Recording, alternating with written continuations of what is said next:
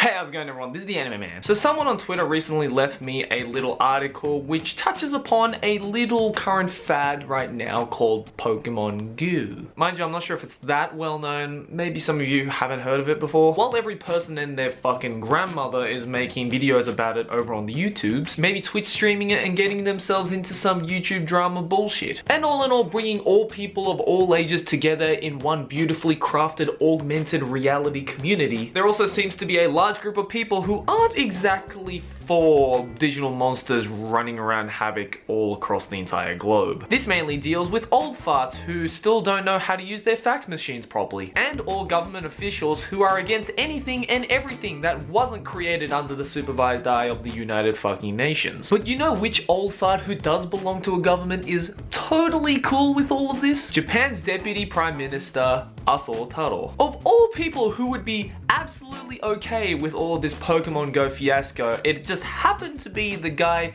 who stereotypically looks like the first guy in a line of a petition to get Pokemon Go shut down and or be screaming Adrian in a boxing ring. Little do people know that while this man Otakus is famously known in such films as Judge Dredd and The Expendables, looking like he just stepped foot out of a fucking mafia meeting, he's also known under the alias the Otaku Prime Minister. Because surprisingly, this guy is totally into anime and manga.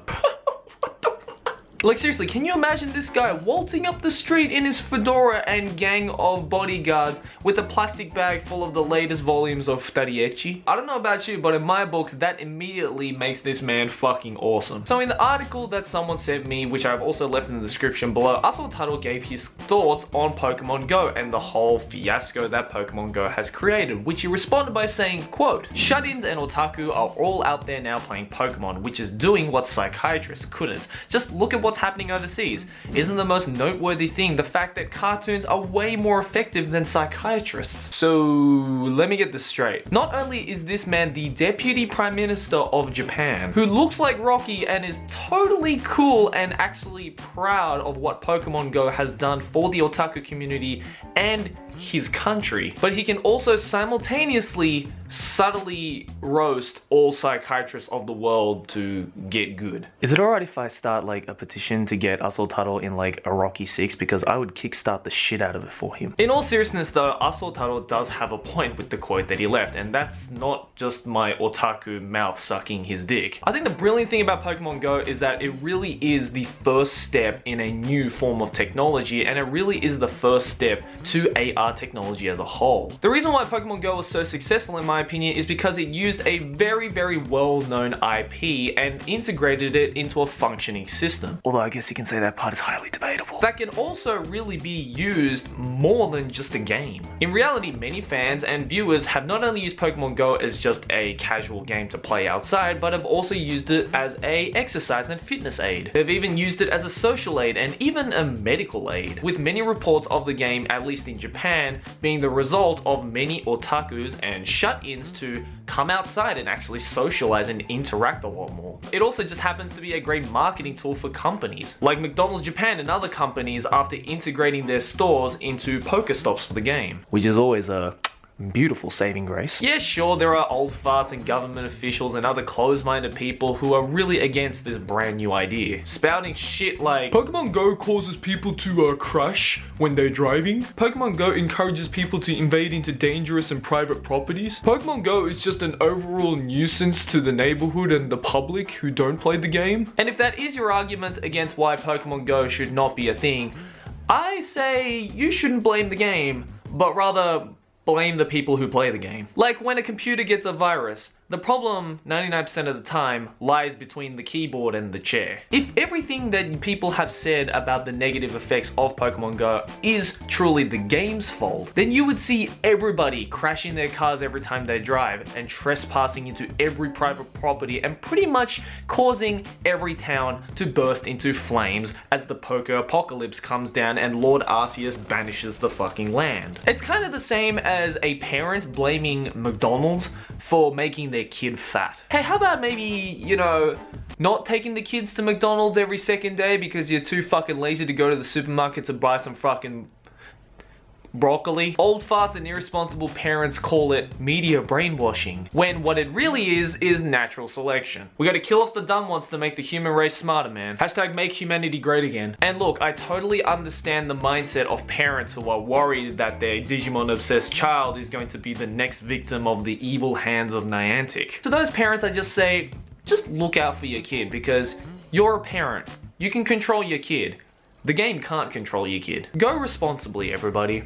Don't die. Because seriously, that's just a fucking embarrassing way to go. Can you imagine that on your gravestone? No, so don't fucking do it. Rest in peace, Johnny, 2016. He really wanted that Doduo. And in all honesty, with Pokemon Go being such a huge international success and pretty much this cultural phenomenon, it's only really the first step to augmented reality technology and applications. Like seriously, the moment somebody successfully makes a Facebook or Twitter equivalent of the Pokemon Go app, is probably the moment where reality itself and the way we as a human race interact with one another changes forever. Like for any of you watching this video who are old enough to remember, do you remember the days before things like Facebook, Twitter, Instagram, all those really handy social media? Do you remember the way that we used to contact one another? Fucking MySpace and MSN Messenger. Kill me. Back in the old days, people even used this thing called mail. Not an email, that's short for electronic mail. But seriously, once this new AR social media equivalent, whatever it may be, does come out and is successful as Facebook and Twitter, not only will it save many people in the otaku community and shut-ins from things like social anxiety and depression, but it will most likely ultimately change the way we humans interact with one another. Niantic tried to do it with things like Pokemon Go and their less successful app Ingress. And no matter how you look at it, it's certainly changed the world in one way or another. Now, I'm not some fucking guru who can tell the future about what these AR technology are going to do in the future. They might fucking go Terminator on our asses and destroy us all. But I think it is fun to think about and kind of imagine, and it's just cool to see old farts and government officials like us or Taro, at least some of them, are okay with this cool new change. Not only is it just a cool new change, but it's an otaku and gaming related, a nerd related new change, which I'm sure the majority of us watching this video are totally down on. Why do we still not have this guy as our Prime Minister? I'm sure if he was still the Prime Minister, he would do great things for the otaku and anime community here in Japan, don't you think? I guess Japanese people aren't too accustomed to the Sylvester Mafia look. You're rocking it, Aso. Keep doing you, boo-boo. Guys, let me know in the comments below, do you think Pokemon Go is creating a positive or a negative impact on the otaku community, the anime community, the gaming community, or just society in general? And what do you think the next big AR-based technology is going to be like? And what do you think are going to be the impacts